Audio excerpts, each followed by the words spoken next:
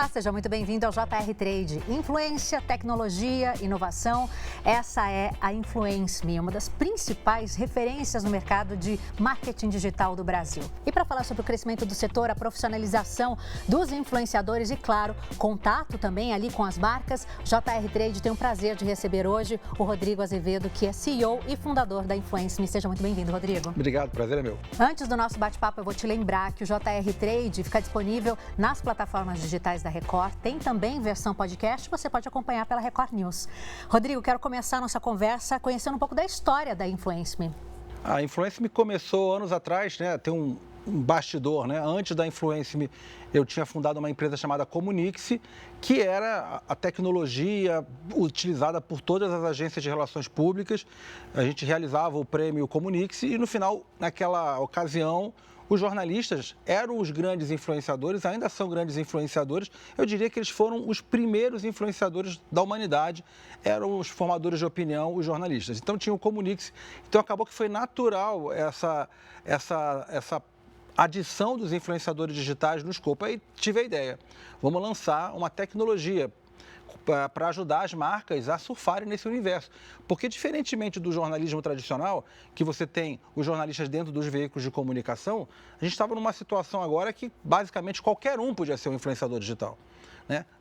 Bastava uma câmera, às vezes uma câmera ruim, e algum talento, e o cara começava a publicar coisas e estava lá fazendo milhões de visualizações, né?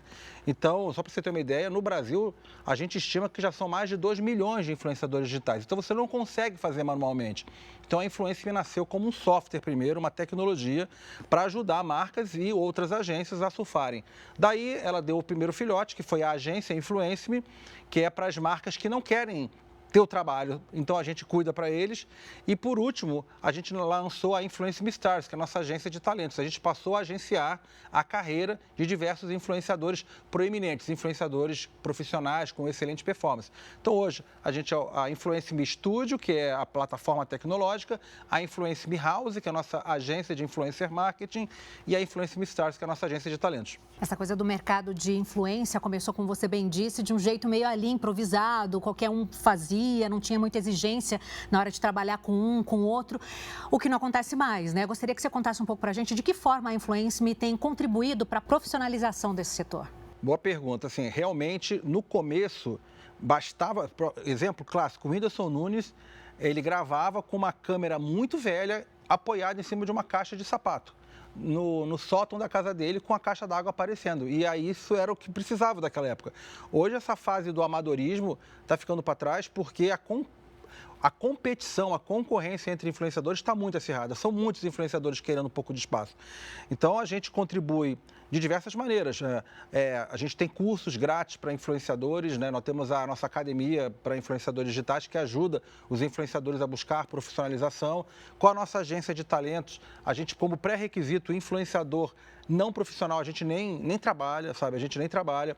Então a gente está o tempo inteiro produzindo conteúdo educacional para o meio, porque inclusive uma das nossas missões é transformar o Brasil em referência mundial de influência digital. Aquela referência, assim, influência digital exercida de forma profissional, não como uma brincadeira a mais, né? Essa fase da brincadeira já acabou. Eu imagino que existam pré-requisitos aí para que um influenciador trabalhe com vocês, né? Como vocês avaliam aí um potencial influenciador cliente de vocês? Vamos supor, se o meu cliente é a marca e ele pede para a gente, uma grande marca, olha, eu preciso de 15 influenciadores para promover esse novo produto. A gente vai usar nosso software, que tem todos eles, e vamos fazer uma curadoria.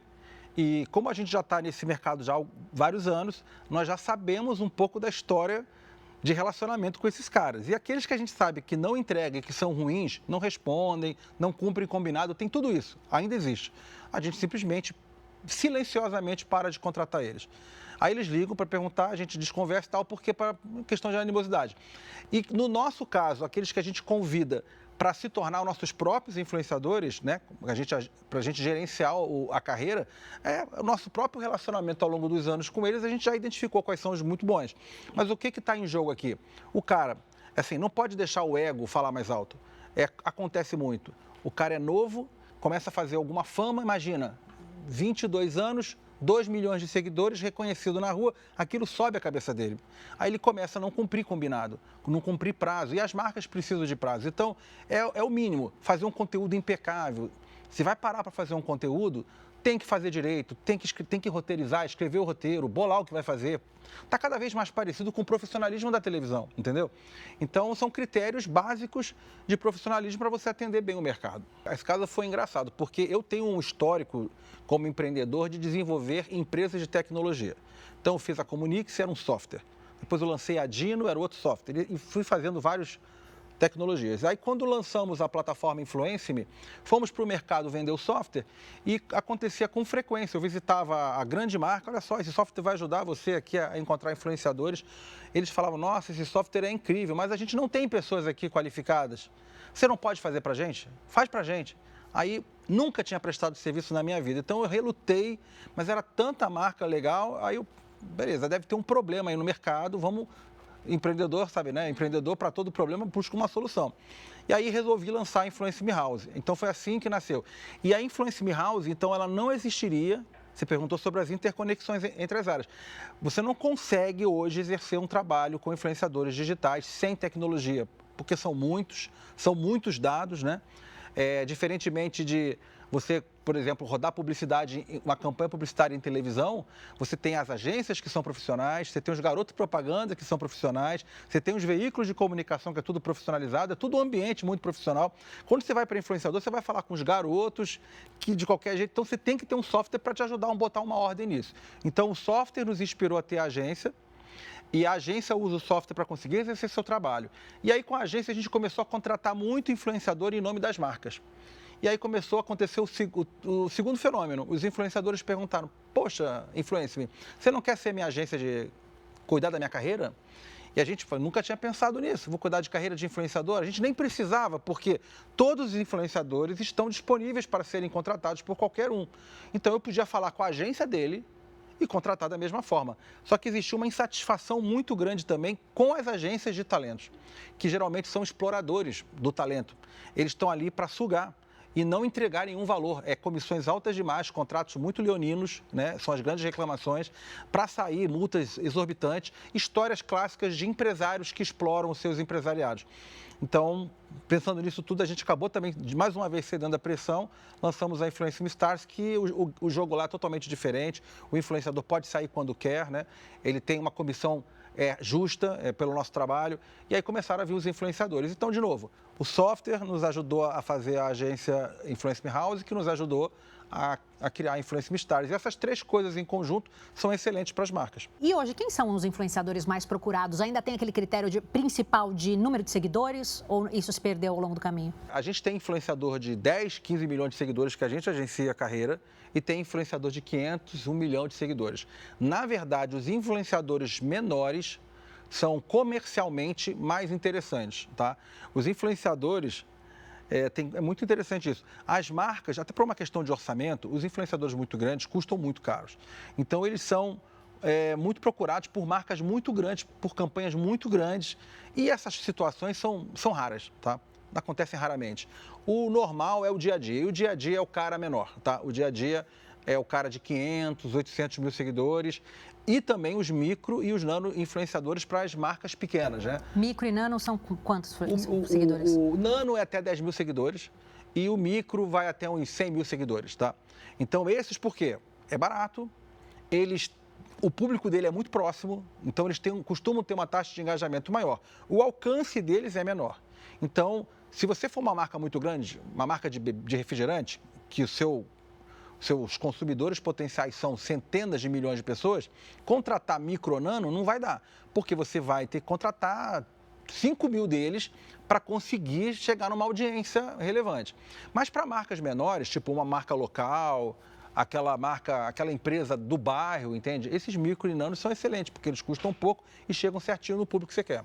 Falando um pouquinho sobre tendências aí para 2025, né? A gente tem visto a hiperprofissionalização da influência digital. Gostaria que você explicasse um pouquinho mais para a gente sobre isso e como deve se desenvolver esse conceito aí ao longo dos meses. A gente já está percebendo, tem alguns influenciadores que estão, vários grandes, que você chega, é uma televisão. O cara tem 2, 3 estúdios, o mesmo cara tem mais de um estúdio, às vezes ele transforma a casa dele ou ele contrata um lugar e constrói. Ele tem o estúdio A, estúdio B, estúdio C, equipamento, tudo profissional e tal, roteiro.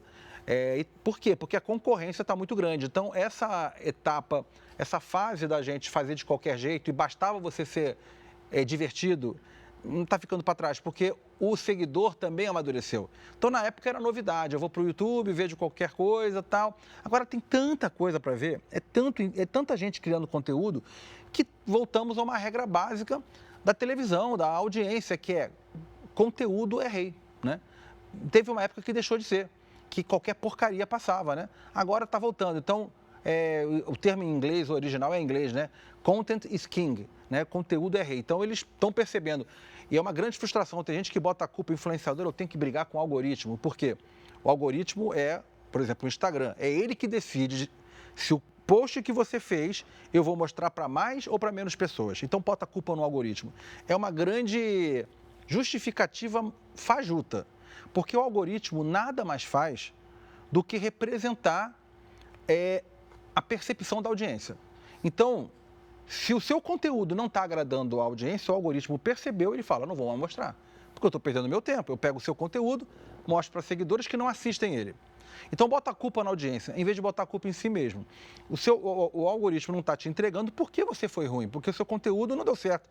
E acontece, às vezes você tem um programa na televisão que acontece alguma coisa que a audiência vai lá em cima e no dia seguinte fica todo mundo desesperado olhando para o Ibope porque a audiência foi lá embaixo. É o algoritmo? O Ibope é o algoritmo? Não é o algoritmo, é a audiência que está decidindo, o Ibope só está mostrando. Então, a mesma coisa acontece com o Instagram, sabe? Não é a culpa do algoritmo. Então, é isso, a hiperprofissionalização é buscar maneiras de construir um conteúdo cada vez melhor para que o seu público se mantenha fiel a você. Então, é uma lenha, é difícil. Influenciadores vários flopando, já foram grandes e estão passando pelo mesmo sofrimento que toda celebridade das mídias tradicionais passam. Né? E é um caminho sem volta, né, um caminho sem volta, cara. Né? Inclusive para manter e pagar as contas, né? Porque é um grande mito, né? Que influenciador ganha dinheiro. Né? Você pensa, influenciador é rico. Tem vários ricos, sim, mas se você pegar 2 milhões de influenciadores, você conta no dedo.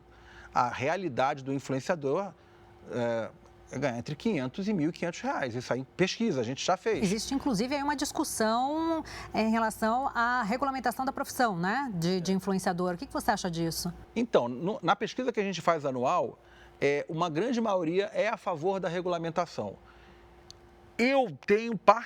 Minha opinião pessoal, eu não sei se eu sou a favor ou não, sabe? Porque, de certa forma, a gente já tem um excesso de leis no Brasil. Então, a gente tem, se alguém se sente ofendido por alguém, pode processar esse alguém. Então, o influenciador, ele é processado, alguns já foram presos, né? Eles estão sujeitos à nossa legislação como um todo. E também já são submetidos às mesmas regras da publicidade. Então, já temos bastante legislação ali, né? Então, minha preocupação é com a qualidade política que a gente tem, que é muito baixa, né? Todo mundo aqui, infelizmente, é um país das vantagens. Essa regulamentação acabar virando uma forma de controle, né? Então, essa é a minha preocupação.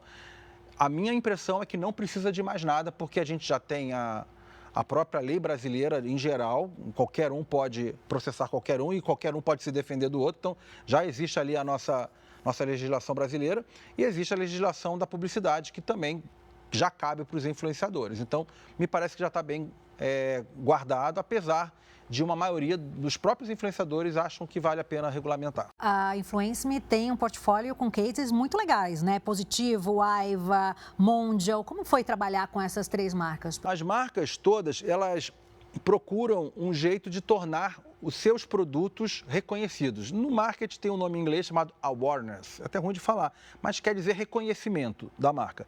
Que significa o seguinte, quando um consumidor vai numa prateleira de supermercado e pega uma determinada marca de sabão em pó, o que está por trás daquela decisão? Ele, sem pensar muito, por instinto, ele escolhe uma certa marca. Se eu perguntar qual é a marca de sabão em pó, eu não vou perguntar aqui porque é uma marca, mas todo mundo vai ter a marca, vem na cabeça. Qual é o refrigerante, vem uma marca na cabeça. Isso se chama reconhecimento. E o influenciador é excelente em produzir esse reconhecimento. Tornar a marca conhecida para que na hora que o consumidor vá comprar, ele lembre da marca e não do concorrente. Então, dá esses exemplos que você mencionou, são alguns, nós temos vários, mas no caso da Positivo, a Positivo Informática, ela produz laptops, computadores.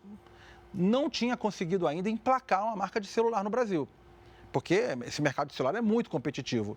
E foi feita uma estratégia quase que exclusivamente com influenciadores digitais e esgotou os produtos na prateleira. Eles trouxeram uma marca para o Brasil chamada Infinix. Esse produto esgotou, foi um sucesso, ficou entre os 10 mais vendidos. Uma marca desconhecida no Brasil, que foi toda promovida exclusivamente, praticamente exclusivamente, com influenciadores digitais, ao ponto da Positivo, que é uma empresa listada na Bolsa. Esses dados são públicos, tá? Não estou dando nada sigiloso. Se você procurar relações com investidores da Positivo, você vai entrar no site deles e você vai baixar o relatório anual, vai estar lá escrito que o destaque do faturamento do ano foi a Infinix no Brasil, por estratégia de influenciadores digitais. Então, você veja, e gastou uma fração, gastou, assim, um investimento muito, um retorno muito excelente, o volume de celulares vendidos. A Mondial é um caso parecido. A Mondial, ela, no segmento de Air Fryer, que todo mundo agora tem uma Air Fryer. Air Fryer é Mondial. A gente, às vezes, quando fala em Air Fryer, qual é a marca que vem primeiro na cabeça? E foi uma construção de anos, tá? No caso da Mondial, é um cliente que faz todo mês, religiosamente, um investimento com influenciadores digitais. E hoje a Mondial, que saiu de menos de 20% de market share para mais de 50% de market share no segmento de Air Fryer só com a Mondial, só com influenciadores. E no caso da Aiva, a Aiva é uma marca que quem é mais coroa, que nem eu, lembra da Aiva, é uma marca de saudosismo dos anos 80.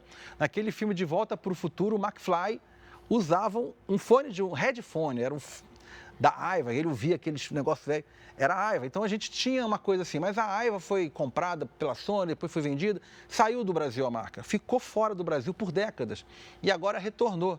E aí, com o aparelho de som, com televisão e com concorrentes consolidados, porque o tempo que ele ficou fora, os concorrentes não ficaram parados.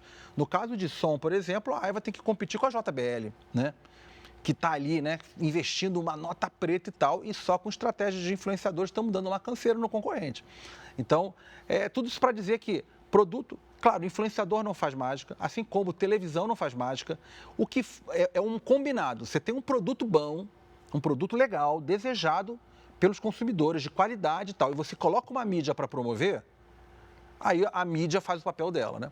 Então, nesses 3 casos, nós tínhamos produtos bons. O aparelho Infinix era diferenciado, ele tinha um preço excelente, estava pronto para o Brasil. A Mondial, o Air Fryer dela é muito boa, realmente, e consistência. E no caso da Aiva, o produto que eles lançaram era superior ao concorrente da marca, concorrente lá, porque tinha mais bateria, resistência à água, tinha uns detalhes. E o trabalho de influenciador só pegou tudo isso e expôs. E aí o consumidor fez o que ele tem que fazer, escolheu, fez a melhor escolha, né? Agora, qual a diferença entre os desafios que a agência encara quando trabalha com grandes marcas em relação às marcas menores, empresas menores? O primeiro desafio é budget. As empresas menores geralmente não têm dinheiro, tá? E geralmente, além de ter pouco dinheiro, o dinheiro que eles têm para investir, eles querem ver resultado instantâneo. Eles querem botar X mil reais e espera gerar 10 vezes isso em retorno em vendas. Então, não tem o fôlego para esperar a tal da jornada de compra. Eu não conheço a marca, promovo, agora eu conheço a marca, mas ainda não confio na marca. Então, tem um processo de repetição que a publicidade tradicional sempre nos ensinou, que publicidade é frequência. Então, você tem que ter frequência, volume e frequência. Então, a maior diferença das pequenas marcas é isso. As marcas, elas é costume não ter investimento necessário para tornar o produto dela suficientemente conhecido para o cliente tomar confiança e querer comprar. Então, muitas marcas entram com muita sede ao pote, esperando que o influenciador vai fazer milagre e não faz. Nenhuma mídia faz milagre, né? É um combinado de coisas, um pouco de paciência. A gente atende várias pequenas marcas, mas, em geral, esse é o principal problema. E dentro do segmento de conteúdo, qual formato tem dado mais certo, tem trazido mais retorno? O que o público procura mais, engaja mais? No caso de publicidade, que é uma característica importante do influencer marketing, que algumas marcas, elas desprezam por falta de conhecimento e tal. É deixar o influenciador falar com o público dele, do jeito dele. Então, enquanto na publicidade tradicional, quem cria a mensagem é a agência de publicidade, ela cria uma mensagem, o garoto propaganda, que é um garoto propaganda, vai contracenar aquilo num cenário produzido, tudo produzido. No caso de uma campanha com influenciadores, a média são 15 por campanha. Então você imagina, você tem 15 garotos propaganda e você não tem nenhuma agência de publicidade. Você tem 15 agências de publicidade, porque cada influenciador é a própria agência. Ele que cria a mensagem. Então, é complexo o negócio. Agora, algumas marcas querem dizer exatamente o que o influenciador tem que dizer, querem roteirizar o influenciador. Aí o que acontece? Fica uma coisa falsa. Tira a identidade dele, Tira a identidade. Né? O seguidor já está acostumado, reconhece aquilo e imediatamente passa. E aí o algoritmo, que todo mundo bota a culpa, ele vê, ninguém está assistindo isso daí. E o que acontece? Então ele para de entregar. Aí a publicidade que a marca pagou não é entregue, não recebe visualizações. E se não recebe visualizações, não tem resultado, não tem venda. Então, o conteúdo, respondendo que o consumidor gosta, é o conteúdo autêntico, né? Que esteja em linha com aquilo que ele está acostumado a ver o influenciador. Se o influenciador está acostumado a falar de um jeito, se vestir de um jeito, ele anda largado, ele anda rasgado, ele é riponga. Aí chega a marca, contrata ele, não, agora bota uma roupinha, bota uma camisa polo, vai ficar estranho, entendeu? Então, você tem que respeitar ali a identidade de cada um. Parece besteira, mas acontece, a marca quer interferir, aí depois o influenciador não dá resultado e a marca vai dizer que o influenciador foi mal e bota na planilha lá que o influenciador é ruim, mas foi a marca mesmo a culpada, entendeu? Gostaria de entender um pouco o processo, né, desse contato entre marca, a influence-me e o influenciador. Quando ele recebe uma tarefa ali, uma missão de trabalhar com determinada marca. Você disse que o conteúdo é ele que produz de acordo com a essência dele e tal. Como é que funciona isso? Ele manda para vocês uma ideia e vocês aprovam? Como que fica essa questão da autenticidade nesse processo também? O termo é cocriação. É cocriação.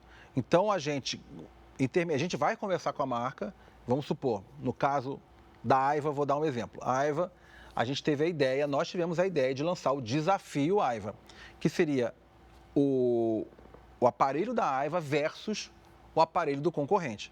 Então, a gente teve a ideia de fazer o desafio, tipo ringue, onde a gente sabia que o aparelho da Aiva ganhava em quase tudo, perdia em algumas coisas. Então, foi uma estratégia de comparação. Então, a gente contratou os influenciadores e falou, é um desafio e você vai comparar, você tem liberdade para comparar. Está aqui a documentação nossa, aqui comprovada por Inmetro e tal, duração de bateria, resistência à água, potência, em decibéis, tamanho, peso, uma série de características técnicas. Então, você vê, a gente inventou isso e a gente brifou o influenciador. A partir daí é dele, entendeu? Então, aí ele fez e como é uma publicidade, ele tem que mandar para a gente dá uma olhada antes. Então, a gente dá uma revisada. Às vezes, o cara falou o nome errado. Tem gente que não consegue falar o nome da marca. Isso é o clássico. Errar o nome da marca é frequente. Errar o nome da marca ou dar um dado errado, porque ele não revisou e tal. Aí, a gente se reserva o direito de revisar. Então, existe isso, cara. A gente dá o briefing. Nesse caso, a gente bolou o formato, que é o formato de desafio. Mas os outros, por exemplo, no caso da Mondial, Dia das Mães. Aí a gente fala assim, é Dia das Mães, eu quero que você prepare uma receita usando o air fryer. Tem que ser gostosa, tem que ser suculenta, blá, blá, blá. Aí você pega os influenciadores, faz uns negócios que você não consegue nem assistir, de dar fome, porque eles fazem umas coisas muito legais, assim, que você nem imaginava que dava para fazer no air fryer. Esses conteúdos pegam milhões de visualizações, que todo mundo manda para todo mundo, porque olha o que o cara fez, em 5 minutos ele preparou um peru de Natal. Essas são umas coisas que não tinha ideia que dava para fazer. Então a gente dá a ideia para o influenciador e ele escolhe a receita. Ele vai fazer, manda o conteúdo, a gente aprova, pede pequenos ajustes, falou o nome errado, coloca isso antes, bota um lettering, né? Só para dar o acabamento. E assim, funciona muito bem, nunca deu errado. Rodrigo, nossa conversa está muito legal. A gente tem muitas perguntas, né? Porque todo mundo mexe com a internet, toda hora. A gente tem contato com o influenciador pelas redes sociais o tempo inteiro. Então, são muitas as dúvidas. A gente poderia ficar um tempão ainda conversando. Mas nosso tempo está se esgotando. Antes da gente finalizar, gostaria de saber aí, fazer um exercício de futurologia. Qual é, então, o futuro do marketing de influência? O que a gente pode dizer? Eu acho que o marketing de influência continua se profissionalizando mais e mais. Os influenciadores vai ter uma limpeza normal, né? Natural, seleção natural. Os piores vão ficar para trás, vão voltar para o mercado de trabalho.